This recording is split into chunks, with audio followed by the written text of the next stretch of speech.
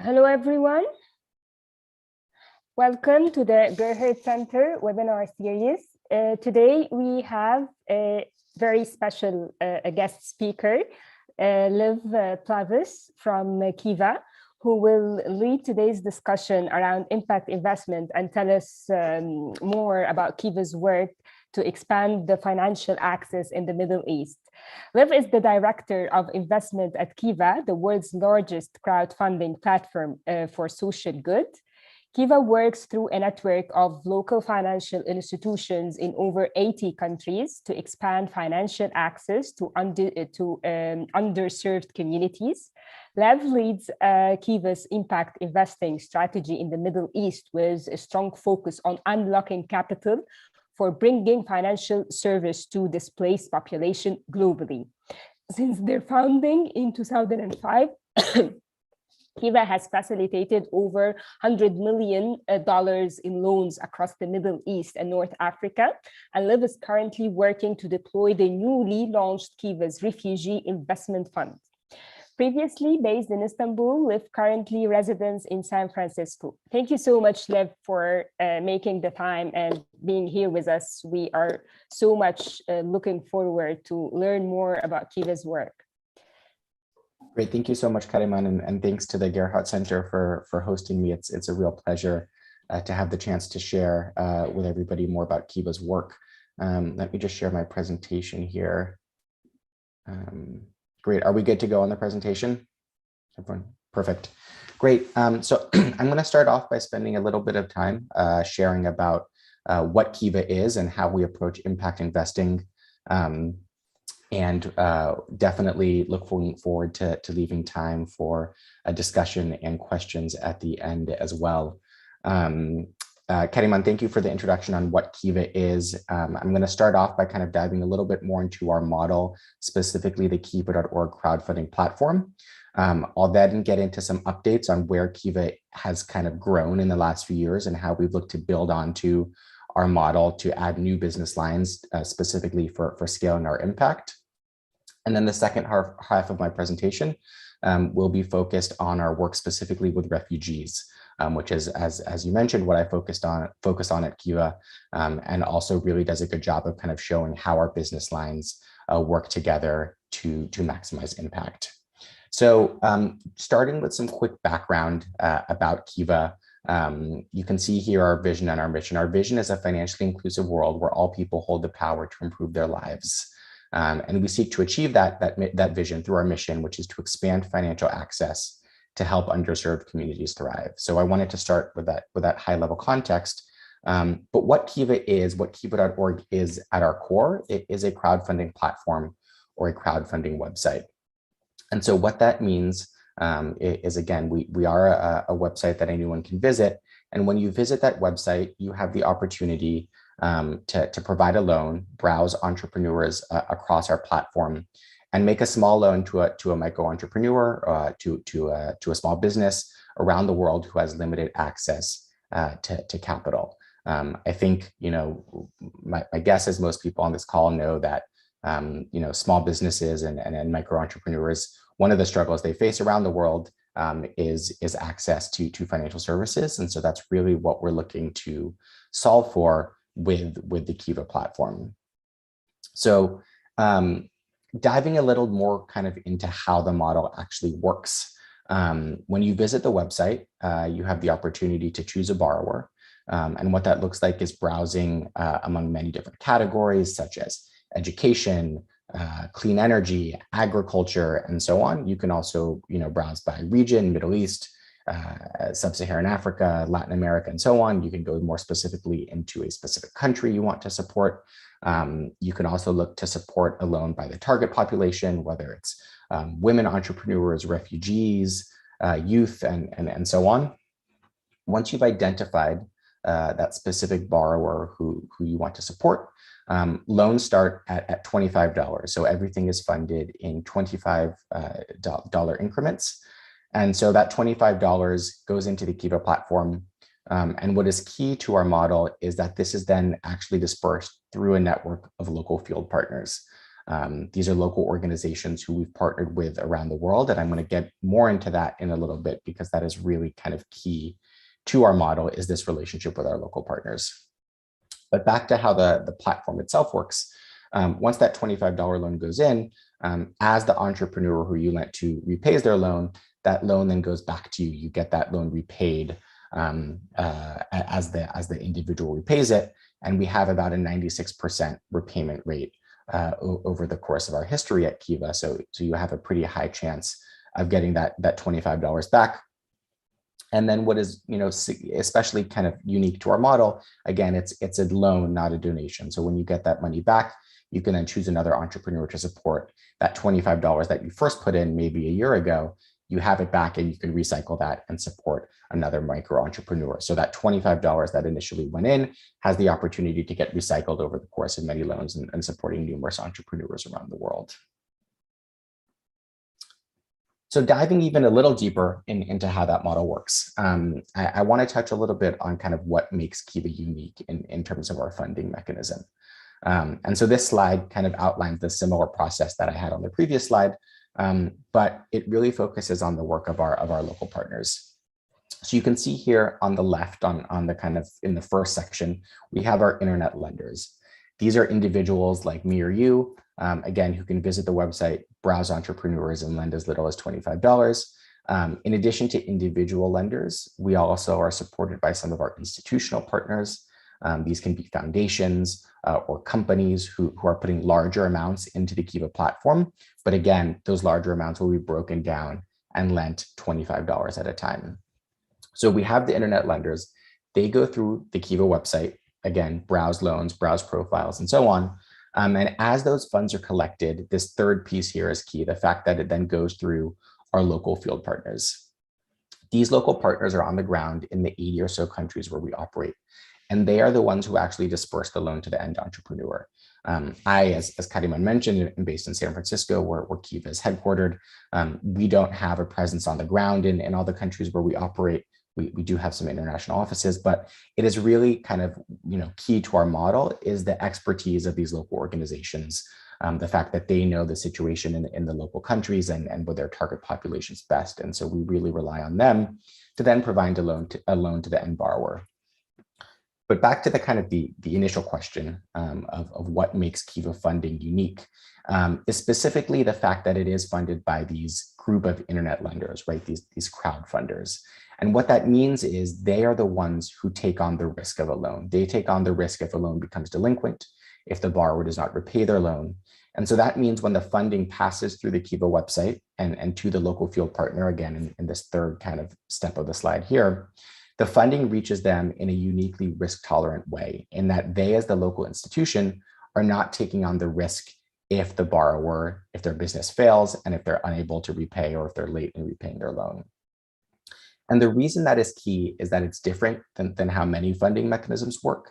And it allows us as Kiva to work with our partners to push the boundaries of what we might otherwise fund. We're able to reach riskier loan products, riskier target groups, because of the fact that there is this transfer of risk from the local partner through to Kiva lenders. And thus we're able to maximize impact, even if it means doing work that is a little more risky than it might otherwise be. So that risk-tolerant nature is key to what I'm going to talk about in our refugee work later on. And so I wanted to make sure that that was clear here. Here's just an example of kind of what a loan looks like on our website. This is a loan in Egypt with our local field partner in Egypt, who I believe are on this call as well, the Together Association for Development and Environment. You can see this is a loan to a woman who runs a small grocery store. And again, this loan was on our website last week, but at the time it was funded at 11%. And again, that's individuals each putting in $25 at a time until that loan, which totals $1,275, gets fully funded. Once that loan is funded, that money then goes to the local partner in the country, and that's how the end user then ends up receiving their loan.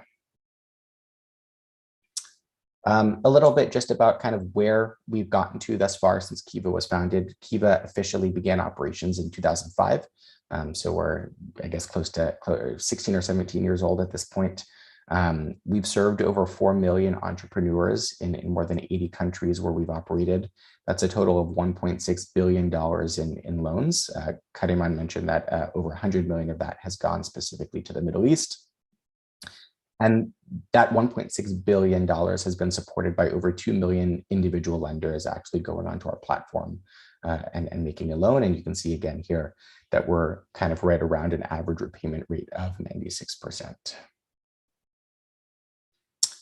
So that kind of covers what Kiva has been since we were founded in 2005. That is the core Kiva.org crowdfunding platform. When many people hear about Kiva, that is what they think about in terms of what Kiva is. But I wanted to also take a little time to highlight where we've grown and how we've developed, especially over the last few years. Today, we have 3 impact lines, which we call, or what we call impact lines, which are really 3 business lines or parts of the business to help achieve our impact. And this was really developed in recent years, looking to prioritize scale and ensuring we were able to meet more people in need, more people who are currently financially excluded and looking for financial services, and help achieve our mission of helping underserved communities thrive. So on the left here, you'll see Kiva.org, and that again is the crowdfunding platform. That's what I spent the last 10 or so minutes highlighting. That is really kind of what the core of the model has been for the last 10 years and continues to be kind of a big focus. In the middle box, we've recently launched a new model called Kiva Capital. So Kiva Capital is completely separate from our crowdfunding platform, but it recognizes that we need to do more to bring additional capital into the space to help support our lending efforts and the efforts of our local partners around the world. And so while Kiva.org focuses on the retail side, right, individuals putting $25 into the platform one at a time, Kiva Capital expands our work to work with institutional impact investors who are putting larger amounts of money into the space. And so Kiva Capital itself is an asset management subsidiary fully owned by the nonprofit Kiva.org. And we launched thematic funds that specifically build on the work that we've done on Kiva.org. So currently the focuses of Kiva Capital are supporting refugee lending, small businesses, specifically those that have been impacted by the economic consequences of the COVID-19 pandemic, as well as gender-forward companies, so women's empowerment. And so I'll touch more on that a little bit later in terms of how it connects to our refugee work. But Kiva Capital really allows us to build on what we've proven out, the work we've started on Kiva.org, and scale that work through institutional impact investing under the Kiva Capital model. The third piece on the right here, I'm not going to spend a lot of time talking about. It's not the focus of this specific webinar, and it's kind of separate, a little more different than these other, the first 2 buckets, Kiva.org and Kiva Capital. But I did want to highlight what that is, and that is Kiva Protocol. Kiva Protocol is not itself a funding mechanism compared to Kiva.org and Kiva Capital, but Kiva Protocol really understands that in addition to funding, there are other systemic barriers that prevent people from accessing financial services. And one of those things that we've seen around the world is that those towards the bottom of the pyramid and the world's unbanked, one of the struggles that they face is the inability to actually build up and prove out a credit history. And so Kiva Protocol looks to address that specific challenge. Kiva, in many ways at our core, we are a tech company at the same time as being a development nonprofit. And so Kiva Protocol looks to build on our tech focus and is building out a digital identity and credit history platform specifically to empower those who have been unable to build up credit histories to do just that, to start capturing their credit history in a way that will enable them to access financial services more easily. So that has been launched and piloted in Sierra Leone and is something we are, again, looking to expand. I'm not going to focus on Kiva Protocol moving forward, but just wanted to highlight that on kind of how it supports the broader picture of having the funding from Kiva.org and Kiva Capital reach a larger group of the world's unbanked.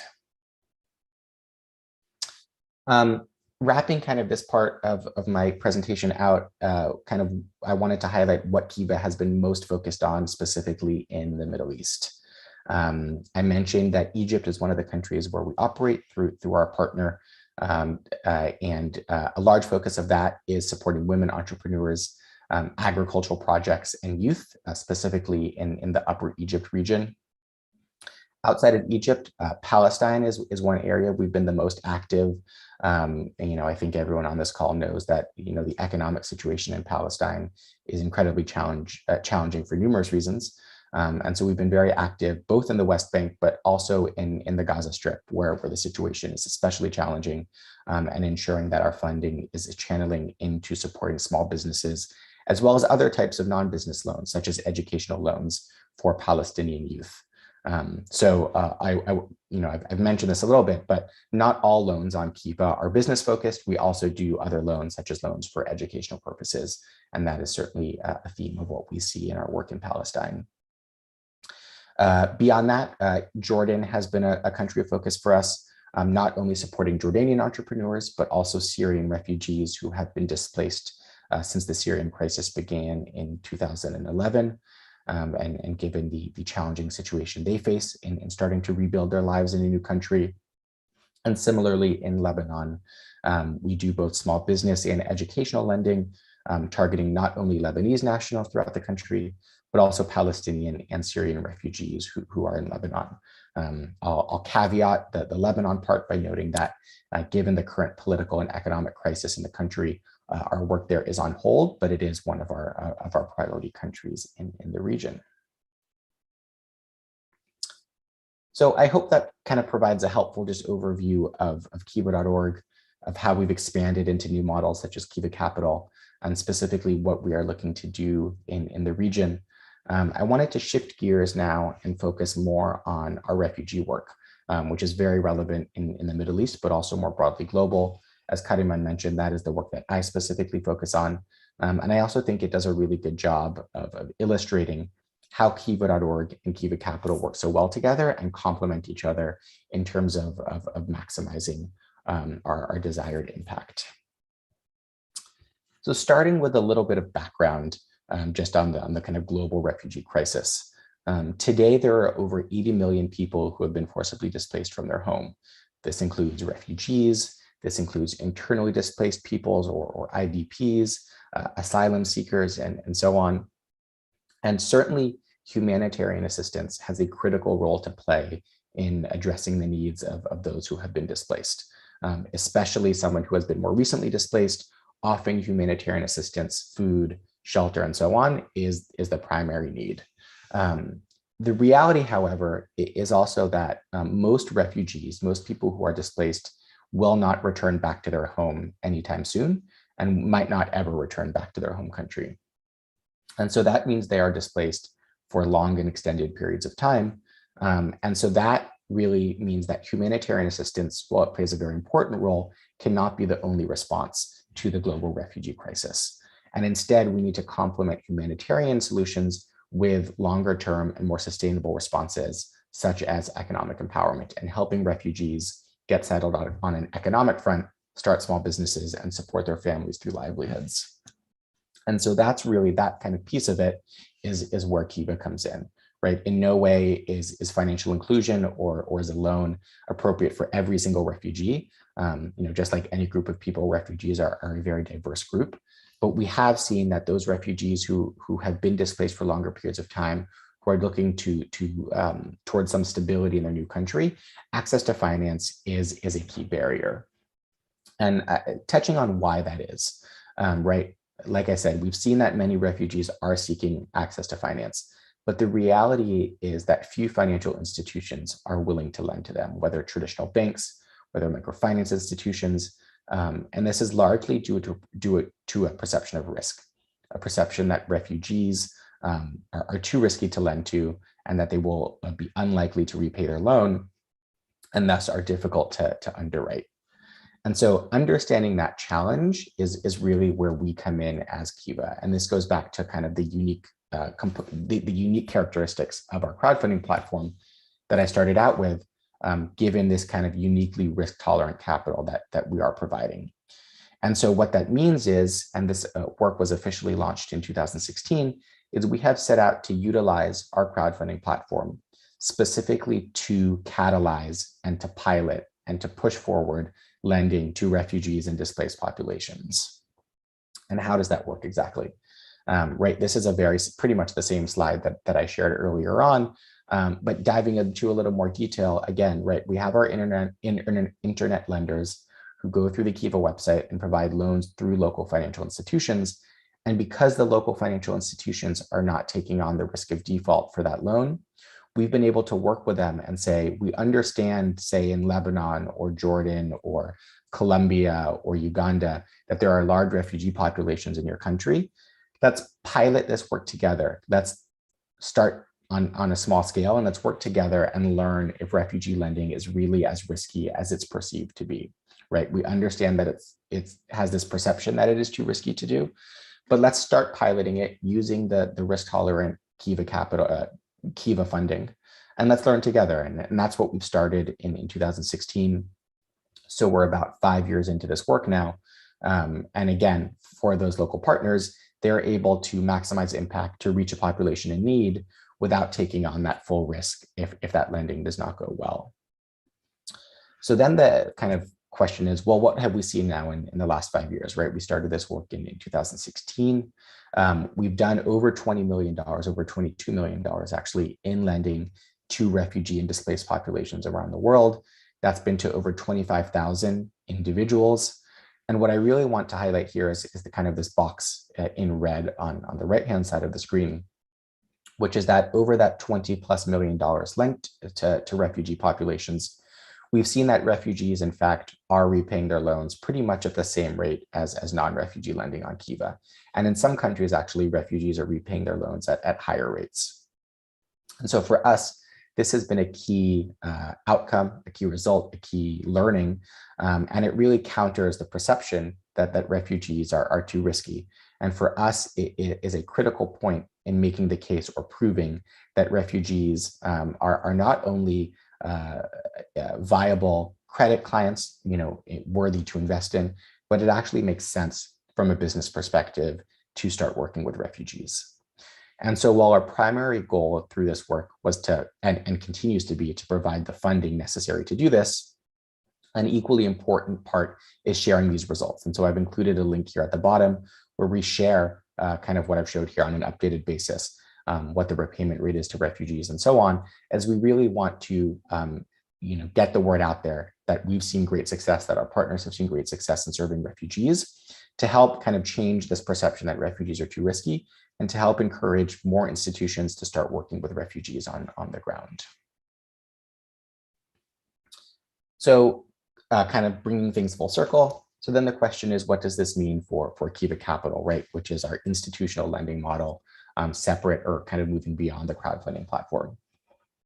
Now that we're at over $20 million in loans provided to refugees, right, many of our local partners have come to the same conclusion that we have, that lending to refugees is viable and that it makes sense.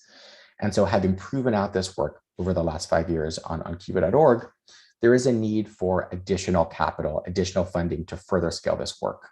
And so that's why, or that's really where Kiva Capital comes in. And Kiva Capital earlier this year successfully launched the Kiva Refugee Investment Fund, which is one of the first funds under the Kiva Capital model.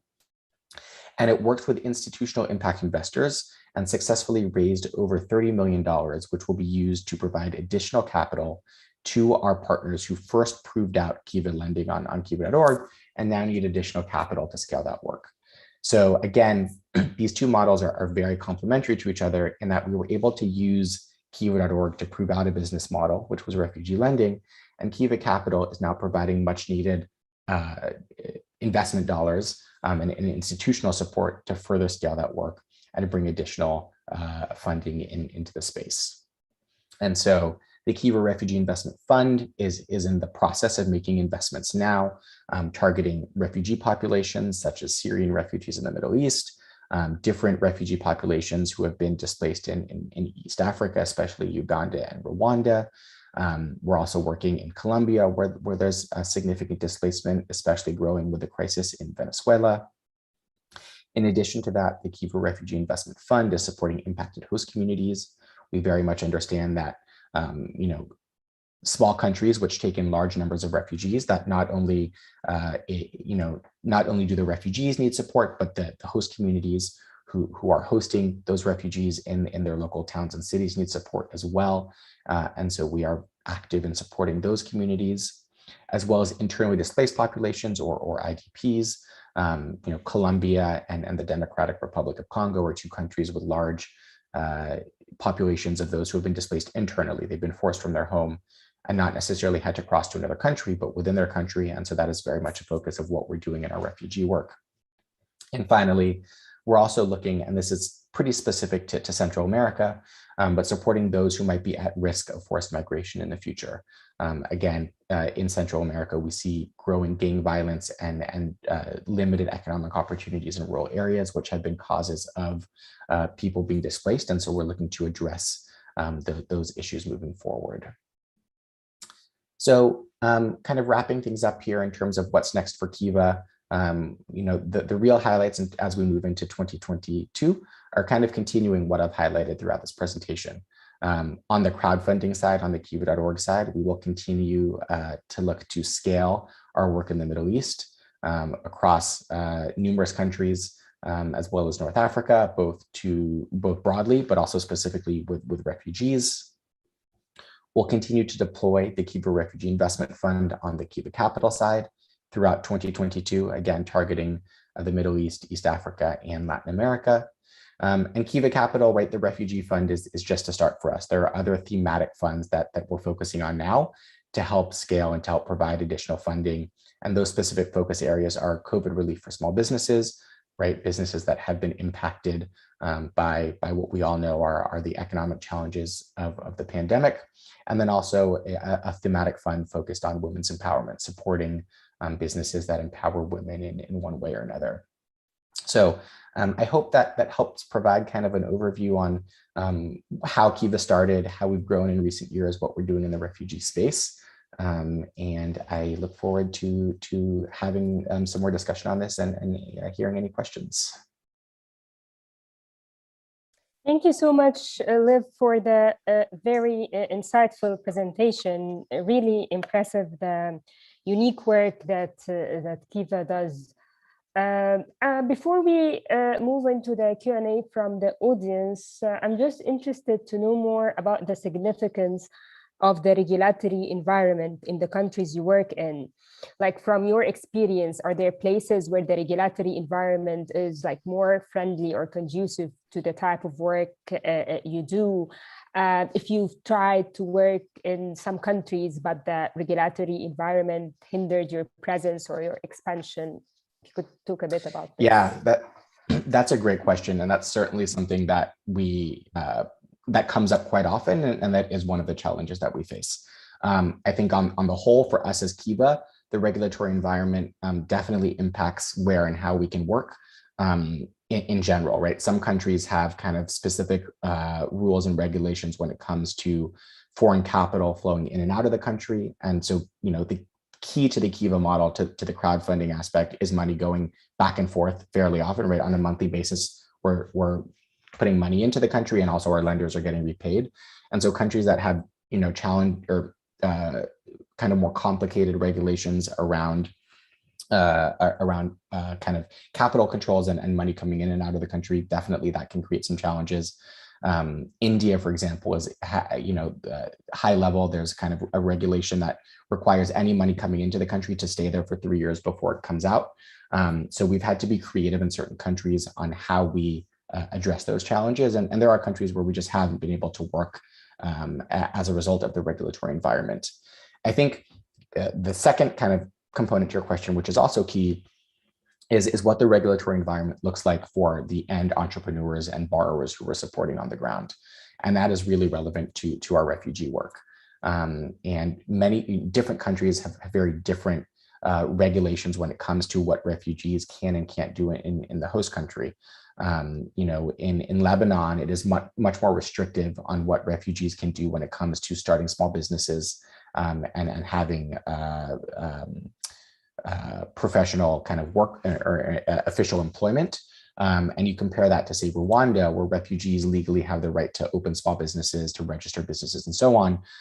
It means that we see kind of more officially registered businesses in our work in Rwanda, whereas in Lebanon and Jordan, a lot of the work that we're supporting with refugees is home-based businesses and informal businesses because of the challenge for refugees on a regulatory basis in those countries.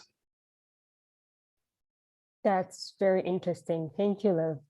One other interesting thing that you mentioned about that you guys do, building the credit identity. I'm interested to know, does Kiva Zip have any effects, either positive or negative, on a borrower's credit score? Do you guys share the data with any credit scoring bureaus? Yeah, that's a great question. We do not at this time, but Kiva Protocol, which is kind of the credit history initiative that you mentioned, was born out of a realization that we can help people by doing more around this. And really what it comes down to, actually, there's a story where our CEO at the time was visiting some of the entrepreneurs who we've supported in Kenya. And he met a woman who had taken, I think it was 5 or even maybe 10 loans from local microfinance institutions in the country, and repaid each one of them fully on time with a perfect kind of history. And he said to her, well, have you been able to now go to a bank? You're clearly, credit worthy. And she said, no, because despite the 10 loans I've taken, I still don't have a credit history. And so that's really kind of what Kiva Protocol was born out of. Kiva Protocol, at least now, is not an effort to actually provide credit scores and to report credit scores, but it's an opportunity to help build the infrastructure in countries that don't have existing kind of credit reporting mechanisms, to allow those financial institutions to better capture them, allow the individuals to better have control over their own credit scores, and to capture credit that might not have been captured before, right? Often we just see formal credit captured through lending from banks, but it's very important, we believe, to also capture microfinance lending and so on into someone's credit history. Thank you. Also, how do you determine the causes you support in different countries? Because I noticed that the kind of project's focus may vary across contexts, that the demand is the main driven, or they depend on your local partners? Yeah, another great question, and it's definitely some of both. Kind of on the demand side, and demand meaning what our lenders want to support. At the end of the day, Kiva is a marketplace, right? People go on and pick which loans they want to support.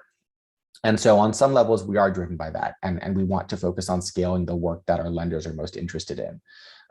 That also does provide challenges at times, right? We might strongly believe in the impact of certain work, and it might not necessarily have the appeal to some of our lenders. It might not be kind of in line with their traditional kind of thinking of what microfinance is or what poverty looks like.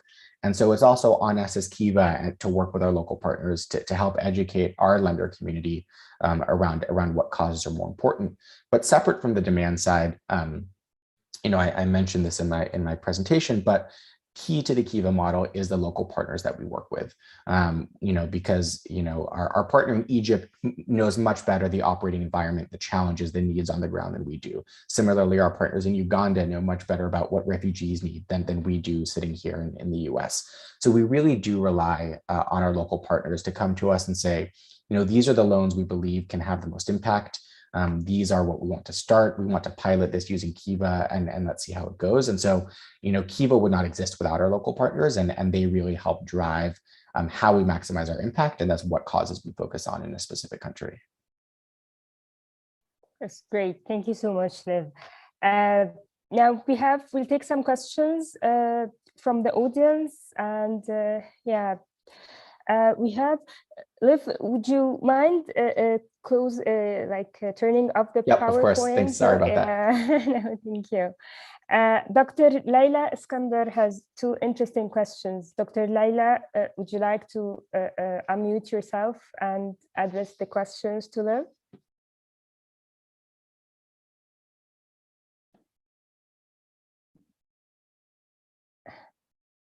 I think. Okay. anyways, she was asking about how do you vet and screen your borrowers, and does your local partners have to get approval from their governments for channeling funds from an external foreign source to a local borrower? Yeah, two great questions as well. On the first question, in terms of how we screen, so we as Kiva do not directly screen the end borrowers, the individuals who are receiving loans. That is, again, why we work through a network of local partners. We will undergo due diligence and ongoing screening of the actual institutions who we fund. So, right, the local partners in each country. We do an extensive kind of due diligence process before deciding to partner with them. We kind of continue to update this and to monitor this on an ongoing basis. And that screening focuses both on kind of risk and institutional factors, but also heavily on impact and how those local institutions are maximizing impact. And then, of course, how the local institutions themselves are underwriting and screening their end users. So we look closely at that, but at the end of the day, again, part of what is key to our model is these local partners who they themselves will then screen and underwrite the end users in the country, given that we're not on the ground to be able to do that. In terms of the second question on kind of the regulatory approvals required, that really depends on a country by country basis. Again, in 80 countries, we see a wide mix of what is necessary. In some countries, there is no requirement at all required. In other countries, there is. I know Egypt has been one of the countries where one of the challenges for us in scaling has been the necessary regulatory approvals, which hopefully is getting easier as well moving forward. But again, it really varies on a country by country basis, and something as we're starting a partnership, we'll work on with that local partner together to really lean on them and understand what is necessary in that specific country and in that specific context. Yeah, thank you so much. We have a question from Shaima. Shaima, if you prefer to address your question directly to Lev, please feel free to unmute yourself. Sure. Thank you, Karima. Can you hear me okay? Yeah, perfect. Perfect. Okay, thank you. Thank you very much, Lev, for the presentation. It's always great to learn more about Kiva. Basically, my question that I typed in the chat box was around the interest rates, because the model that you presented would bring the question about interest rate, what determines the interest rate in different countries, since you work in different countries with different regulatory framework. Again, back to the regulatory question.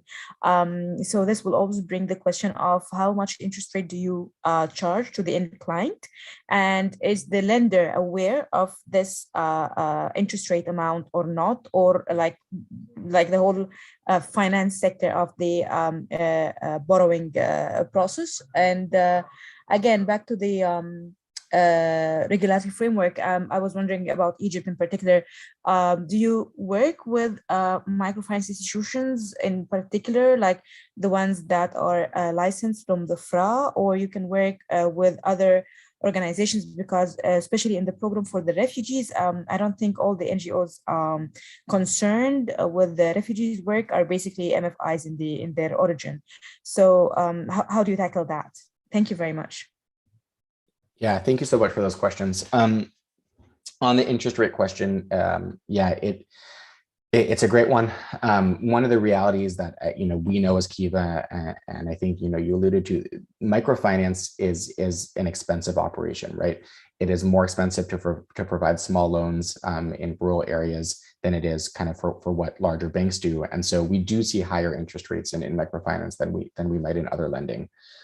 Having said that, the end cost to the end user, to the end borrower, is something we look very closely at in our diligence process and ongoing monitoring of our partners.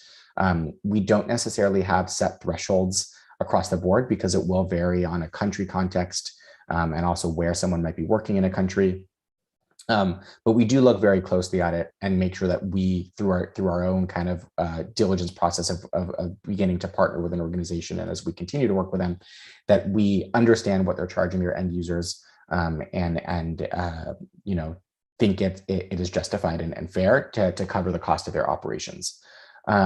We do, in terms of what we share with our lenders, every loan on our website has information about that local field partner. And one of the things that we do share is the portfolio yield that local partner has across their portfolio. And so that helps individual lenders get a sense of what the cost is to the end user. The other thing that I'll note is that we as Kiva kind of have a few different funding models in terms of what we charge our local partners. That funding can start as low as 0%. So to a portion of our portfolio, the funding that we provide is at 0%. So Kiva does not receive any kind of return on the loans that are being made. For other lending, we do charge a platform fee. So this is kind of a percentage based on amount raised, and that is charged to our local partners to help cover our operational costs as we, as Kiva, as a nonprofit, look to grow. Our goal across the board is to be well below market rate in terms of what we charge of our partners. And to really, that allows our, in addition to the risk tolerant nature of our capital that I mentioned, the low cost aspect also helps allow us to push the boundaries when it comes to reaching populations or providing loans that might not otherwise happen if it wasn't for that partnership. In terms of Egypt, so we currently have one partnership in Egypt, as I mentioned at the beginning, with the Together Association for Development and Environment.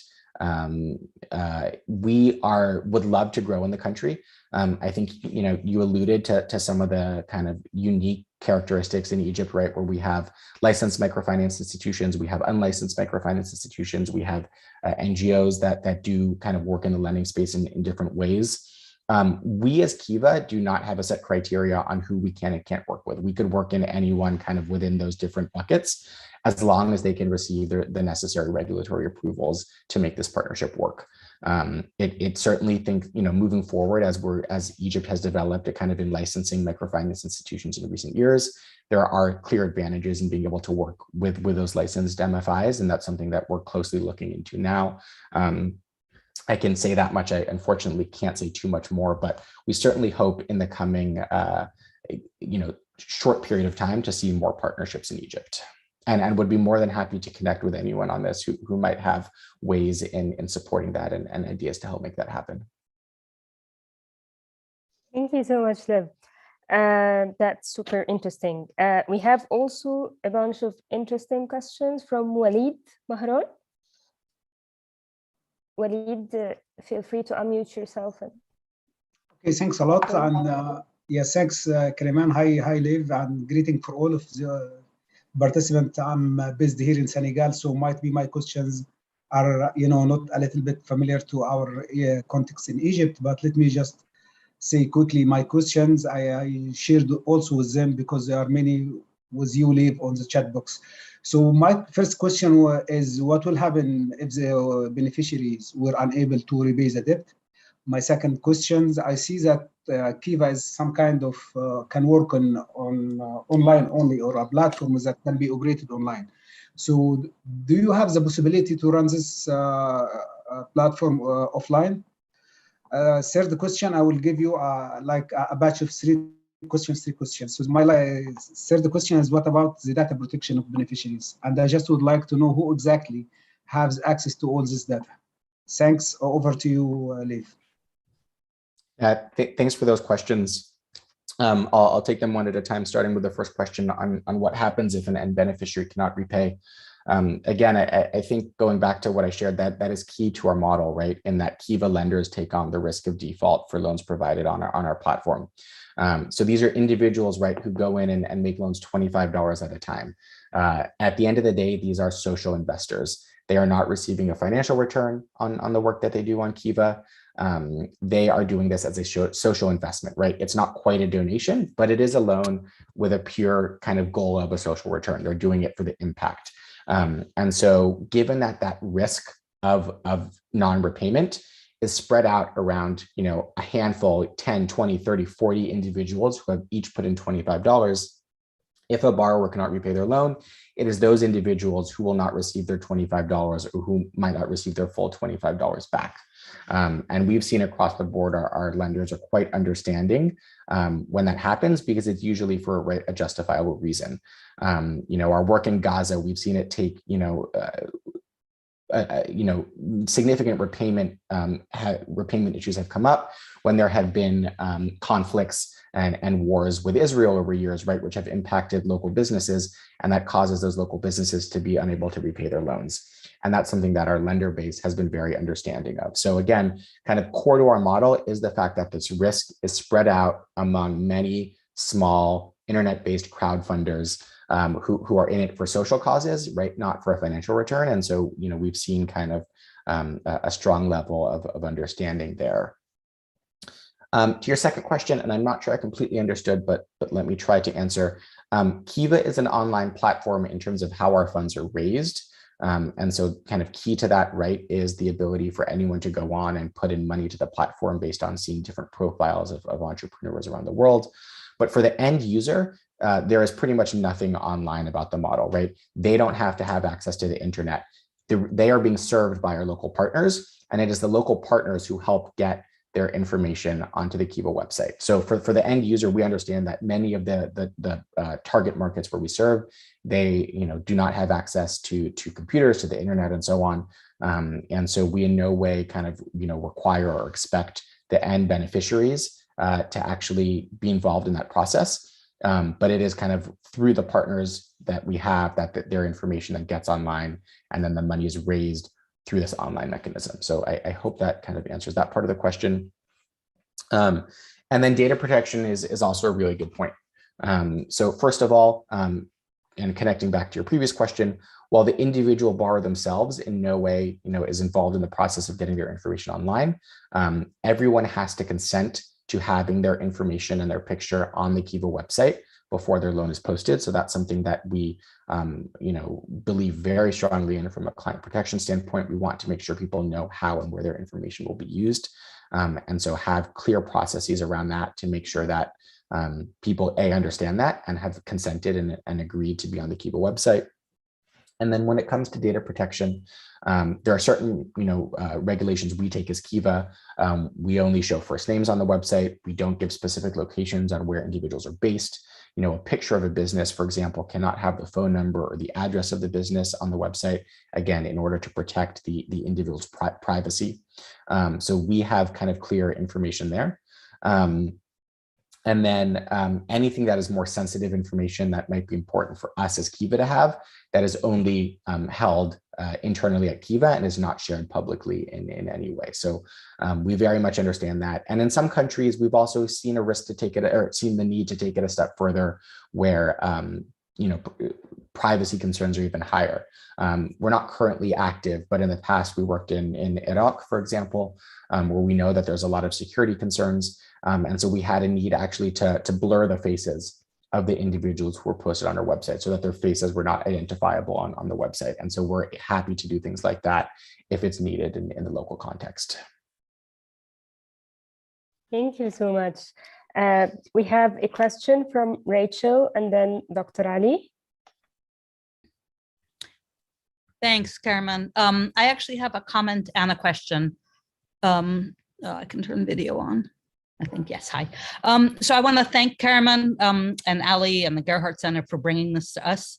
And I'm actually, I want to say maybe an early adopter of funding for Kiva Arab Youth. I used to work at Silitech many years ago, which was an organization that, among other things, partnered with Kiva to help launch the Arab Youth platform. So some of the initial lending in the region. And so I want to just sort of comment as a lender about the power of giving on a platform like this, because you make you make a donation or an investment that'll essentially just keeps on giving. So Lev explained the model, but what I can say is I made two $50 loans initially, and as Lev said, sort of was able to choose. I was at the time very focused on education for employment programming and chose to fund borrowers who were looking to fund their education to be able to finish their degrees in order to then, be able to support their families, et cetera. So being able to see the stories and make that kind of choice about the loan is incredibly powerful. Those loans were repaid probably 6 years ago. And I've continued just to sort of reinvest the loans, and sort of once a loan is repaid, you have the option of either reclaiming your money or investing again. So that same initial donation, over years, you're able to support multiple entrepreneurs or students or whatever the particular issue may be. And it's just a very powerful way, particularly for people who may not have a lot to give, but want to make a difference. So, again, as Lev said, for as little as $25, that can go over and over and over again over the course of years. One of the things that I find incredibly powerful about the platform is that you sort of have, of course, you don't know the borrower, but you get to see a bit of their story. Why do they need the funds and what are they doing with it? Which leads me to my question, Lev, which is there any, and I probably could look at the website and answer it myself, but I'll admit that I haven't. So if, a loan that was made, sort of number of years ago, is there follow-up and are there stories available to lenders or to other interested people to see, okay, so this person who borrowed from Kiva to start their business or, support their micro business, 5-6 years ago, where are they now? And have they, and I know that obviously not every story is a success story, but I would imagine that there are more success stories than not, and that, the power of seeing the impact a number of years on would be a very compelling, sort of piece for the lenders, and to sort of just increase the scale of who might be making donations or loans on Kiva. Yeah, thanks for that, Rachel, and great to see someone with Silitech connections here, which was key in kind of helping us grow in the region years and years ago. And you make a great point on the importance of the borrower story and the connection to the end borrower. And kind of one of the things that has been a challenge for us is how to continue that information sharing and that connection after the loan. And it's an ongoing kind of balance for us, because we want to get lenders that information because we understand that's what they care about, right? As you said, you made a loan for that social impact and you want to know how that individual or how that business is doing after the fact. We also want to be aware that asking for more and more information makes the Kiva process more operational burdensome for our partners. And so it's about finding that balance. The main mechanism that we have right now is what's called a journal, which allows our partners to post updates after the loan on how that business did. And it's something we're working more and more with our partners to do as much as they're possible. And so I hope moving into 2022, we'll see more of that. And actually, in general, our marketing team, a big focus in 2022 is amplifying and increasing borrower stories, specifically after the loan, to find out what happened after the loan. So I don't know exactly what that will look like. So I'm sorry, I can't give more specifics. But I know that it's something that we believe strongly in, but it is one of the challenges because we want to continue to make Kiva effective and efficient for our partners and not ask too much of them, but also get what we can to help engage more lenders. So it's something we're constantly kind of balancing. Thanks. Thank you so much, Lev. Thank you so much, Rachel, for the great comments and question. Apparently, you already answered Dr. Ali's question. He was asking about the digital divide. So we'll take a question from Vinat Sharma. Vinat, please feel free to unmute yourself. Yeah, it was a wonderful presentation, Lev. So my basic question is regarding this thing. As you say, you are basically lending to the refugees. But they are basically are in a very unstable environment, because the government over there are a lot more. There are a lot of strife, tensions, and all as far as the business investment, business climate is concerned. So how do you make sure that the entire the entire business model functions so that the business capital and the capital of the lender and everyone is safe at this point at some point. And my second question is regarding regarding this, most of these refugees are basically from a very, very, what you call financially not that literate, they are basically first time, they do not have that sort of experience dealing with the financial institutions as such. So how do you make sure that, that they are not that hesitant, because with this digitization, cryptocurrency, everything, these new innovations, they might not be, able to, be come forward with that, and might fall into trap with the traditional lenders, or for that matter might simply skip out. So how do you make sure that these they become financially literate, and they basically are able to meet they are basically long term potentials as far as the financial system is concerned? Thanks very much. Yeah, really good questions on the refugee front. On the first, it's hard to provide a single answer because our refugee work looks very different in one country compared to another. One of the things that is very important is understanding that refugees as a group are not homogenous, right? There's over 80 million refugees in the world. And there are refugees who are doctors, who are entrepreneurs, who are in poverty, who are out of poverty. It's a very, diverse group. And so it's important for us and our partners to make sure that we're targeting the refugees where financial services are relevant, right? There are many refugees now, the refugee crises have existed for decades and decades and longer than that, and will continue. And so the UNHCR has a stat that the average refugee remains displaced for 17 years.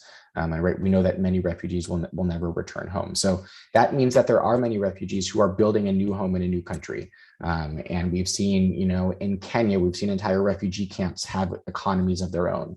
We've seen in Jordan, refugees settling in more urban areas and being part of the local economy. So, I'm sorry that I don't have a very specific answer to your question, but it really is important to segment, to do a market segmentation in a specific country and understand who are the right refugees to be serving and how should we be serving them. And sometimes we see that in supporting officially registered, businesses like small shops and kiosks and so on. And often we see it supporting home-based businesses that are unofficial, kind of in the informal sector, because that is what is possible in a specific country. And then, you also make a great point, right? That refugees often might be financially illiterate. They might, there's a lot of risks potentially for them. And that is true for refugees, but it's true also in general of who we're targeting at Kiva, right? Our effort is to serve those who are financially excluded and those at the bottom of the pyramid. And so equally important to the lending we do is also the non-financial services that our local partners provide. We look very closely at that and ways we can support that. But in addition to the loan, what type of financial literacy training programs are our partners providing? What type of business trainings and business support and other technical assistance are they providing to the end user? That's something that we believe, very, very closely in. And specific to our refugee work, we've seen the most success when our refugee work brings in other local organizations in addition to just the financial institution. So, right, whether it's partnering with UNHCR or the International Rescue Committee, IRC, or other organizations who know refugees very well in those countries, bringing those third-party organizations in to help us understand who the refugees are, what their needs are, and how best to serve them has led to the most success in our refugee work. It's excellent. Thank you so much, Lev, for a very informative, insightful, and interactive session. I really learned a lot from your insights and learning more about Kiva and their very unique work. Thank you so much for this session, and we're looking forward to see you soon in Cairo. I hope so. I hope to see you soon. Thank you so much to the Gerhardt Center. Thank you, Kariman, for moderating. Thank you, Dr. Ali, for inviting me. And if anyone would like to further engage, I know my email address was in that last slide, but it's lev@kiva.org, and I'd be more than happy to continue any discussions beyond this. Thank you so much again. Thank you. We really appreciate your contribution. And thank you to the audience for the great questions and comments. You really made this session very interactive. And please let me invite you to attend the coming session. And this is the final session for this semester. We are hosting Bill Drayton, the founder and the CEO of Ashoka. And he's going to lead a discussion around change, around Ashoka and, everyone, a change maker. So I'm looking forward to see you all then. Thank you, Liv. Thank you all. And looking forward to see you in the coming session.